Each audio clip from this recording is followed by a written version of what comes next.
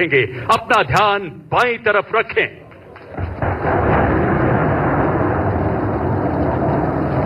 ആയുധ നിർമ്മാണത്തിലും പ്രതിരോധ സാധനങ്ങളുടെ ഉൽപ്പാദനത്തിലും രാജ്യം സ്വയം പര്യാപ്തതയിലേക്ക് കടക്കുന്നുവെന്ന് തെളിയിക്കുന്ന തത്സമയ സംയോജിത അഭ്യാസ പ്രകടനമാണ് ഭാരത് ശക്തിയിൽ അണിനിരുന്നത്. തദ്ദേശീയമായി വികസിപ്പിച്ച ആയുധങ്ങൾ കൊണ്ട് ശത്രുവിൻ്റെ വെല്ലുവിളികൾ നേരിടാൻ രാജ്യം സജ്ജമായെന്ന സന്ദേശം നൽകുന്നതായിരുന്നു ഭാരത് ശക്തിയിലെ അഭ്യാസ പ്രകടനങ്ങൾ.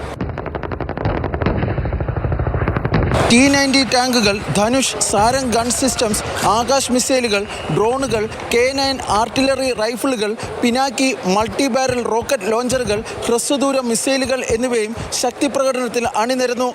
നാവികസേനയുടെ ശക്തിയും സാങ്കേതിക വൈദഗ്ധ്യവും ഉയർത്തിക്കാട്ടുന്ന ആൻറ്റി ഷിപ്പ് മിസൈലുകൾ, തദ്ദേശീയമായി വികസിപ്പിച്ച ലഘു പോർ വിമാനം തേജസ്, അത്യാധുനിക ലഘു ഹെലികോപ്റ്ററുകൾ എന്നിവയും ഭാരത് ശക്തിയിൽ പങ്കെടുത്തു.